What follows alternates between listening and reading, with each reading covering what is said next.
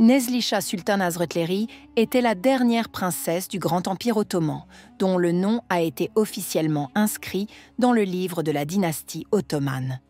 Ses ancêtres ont gouverné la moitié du monde et elle a été comparée à la légendaire Hürrem Sultan. Mais, contrairement à son illustre prédécesseur, elle ne s'est pas battue pour le pouvoir. Elle a passé sa vie en exil. Comment a vécu la descendante du sultan Soliman ? Quels défis a-t-elle dû affronter après 2 exils? A-t-elle pu retourner un jour dans son pays? Regardez la vidéo jusqu'au bout pour découvrir l'incroyable destin de cette princesse ottomane. Commençons.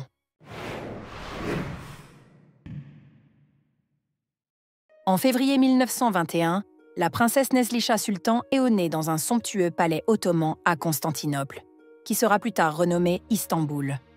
Pour célébrer sa naissance, 121 coups de canon ont été tirés et de l'argent a été distribué aux pauvres. Mais son destin ne lui a pas seulement réservé le luxe, il lui a aussi imposé de nombreuses épreuves. Nezlişah était l'aînée de la famille. Plus tard, elle eut 2 sœurs, mais c'est elle qui devint la dernière princesse du Grand Empire, inscrite dans le livre de la grande dynastie ottomane. Elle était la petite fille des 2 derniers souverains de l'Empire ottoman. Sa mère, Sabiha Sultan, était la fille du sultan Mehmed VI et son père, Shehzadeh Ömer Farouk, était le fils du dernier calife, Abdülmecid II. Par ces 2 lignées, elle portait le sang des souverains ottomans. Dès son plus jeune âge, la princesse se distinguait par sa beauté. Ses yeux expressifs, ses traits délicats, sa chevelure abondante, ses contemporains disaient qu'elle ressemblait à son illustre ancêtre, Roxlan Hürrem Sultan, qui avait vécu plusieurs siècles auparavant. En 1922, le sultanat fut aboli et l'Empire ottoman fut remplacé sur la carte du monde par la République de Turquie. 2 ans plus tard, les membres de la dynastie ottomane reçurent l'ordre strict de quitter le pays en quelques jours seulement. Les Ottomans durent fuir précipitamment pour sauver leur vie. En quelques jours, 150 descendants du Grand Empire perdirent tout, leurs palais, leurs richesses et leurs titres. Ils se dispersèrent dans plusieurs pays d'Europe. S'adapter à ce nouveau monde fut difficile. Beaucoup sombrèrent dans la pauvreté. C'était particulièrement difficile pour les femmes qui avaient vécu recluses dans des palais entourés de nombreux serviteurs. Ces shehzades et princesses avaient été coupées du monde réel, rendant leur nouvelle vie en autonomie très compliquée. Les parents de Nezlişah eurent aussi du mal à joindre les 2 bouts. Ils s'installèrent en France, à Nice. C'est là que Nezlişah et ses sœurs reçurent une éducation et apprirent rapidement 4 langues étrangères. Dès son enfance, on lui inculqua un profond amour pour sa patrie. Et même si elle quitta la Turquie à l'âge de 3 ans, elle rêva toujours d'y retourner. Mais a-t-elle réussi à rentrer chez elle? Après avoir terminé ses études, sa famille déménagea en Égypte. Les princesses étaient d'une grande beauté, et bientôt, elles attirèrent de nombreux prétendants nobles. Malgré la perte de leur pouvoir et de leur fortune, elles restaient des épouses très convoitées, car elles étaient les petites filles d'un sultan. Nezlişah reçut une demande en mariage du prince égyptien Muhammad Abdel Monaïm, fils du dernier khedive d'Égypte. Le prince était immensément riche, ce qui en faisait une excellente opportunité pour une noble, mais pauvre, princesse en exil. Mais Nezlişah ne voulait pas épouser un homme qu'elle connaissait à peine, qui était bien plus âgé qu'elle et qu'elle ne trouvait pas attirant. Elle refusa donc sa proposition. Cela provoqua une violente dispute avec son père, choqué par la désobéissance de sa fille. À ce moment-là, la famille était en grande difficulté financière et son père comptait sur les mariages de ses filles pour améliorer leur situation. Finalement, il maria sa 2e fille à un autre prince égyptien. Mais la famille réussit à convaincre Nezlişah et elle n'eut d'autre choix que d'épouser le prince Muhammad. D'ailleurs, plus tard, leur plus jeune sœur épousa également un prince de la même dynastie égyptienne. Ainsi, les princesses ottomanes se sacrifièrent pour assurer le bien-être de leur famille. Le mariage somptueux de Nezlişah eut lieu en 1940 au palais d'Héliopoli, au Caire. Le marié avait 41 ans et la mariée seulement 19. immédiatement après la cérémonie, Nezlicha reçut le titre de princesse consort d'Égypte. Il semblait que la vie s'améliorait enfin, mais à ce moment-là, elle ne savait pas encore quelles épreuves l'attendaient. Comment cette princesse est-elle devenue une exilée pour la deuxième fois? Malgré la grande différence d'âge, ce mariage fut heureux.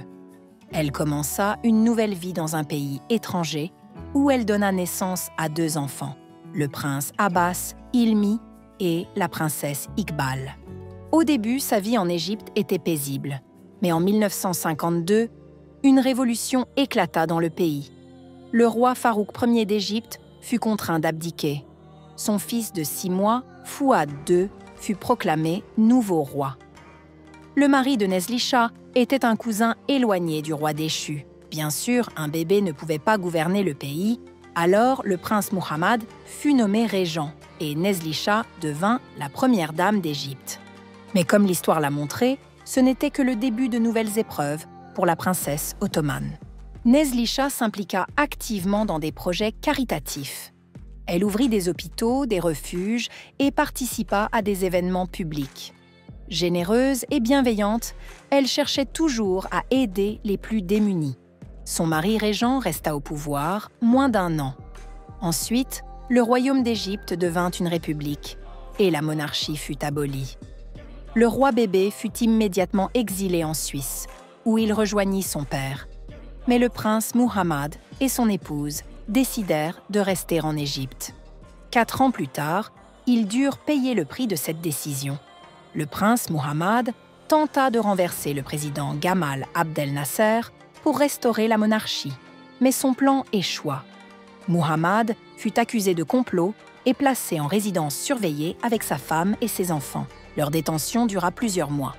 Le couple fut sauvé grâce à l'intervention du président de la Turquie, qui exigea la libération immédiate de la princesse ottomane. Finalement, ils furent relâchés, mais aussi expulsés du pays. Ainsi, Nezlicha devint une exilée pour la 2e fois.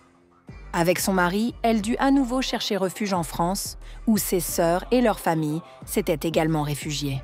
Ce n'est qu'en 1963 que Nezlicha eut la possibilité de retourner dans son pays natal. La République de Turquie accorda une amnistie aux princesses ottomanes. Le couple s'installa à Istanbul. C'est là, à l'âge de 42 ans, que Nezlicha reçut pour la première fois un nom de famille. Elle fut officiellement appelée Osmanoglu, ce qui signifie « descendante des Ottomans ». Avec son mari, Nezlicha vécut un mariage heureux pendant 39 ans. Ils étaient toujours ensemble, se soutenant mutuellement en toutes circonstances.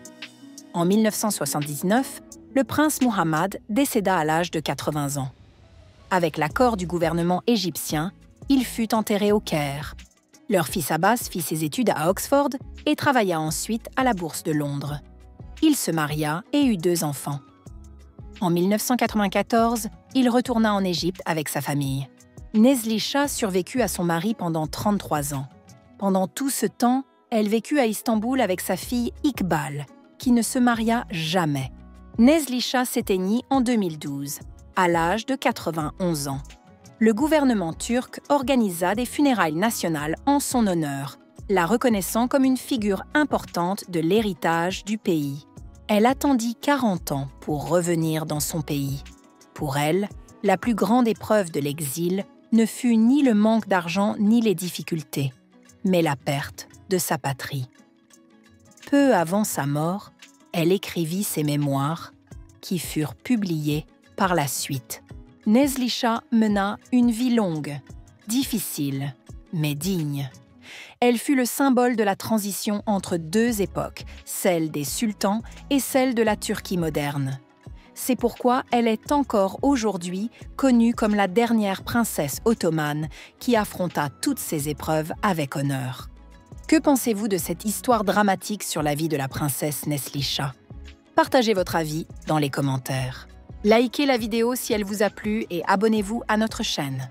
Merci d'avoir regardé et à bientôt.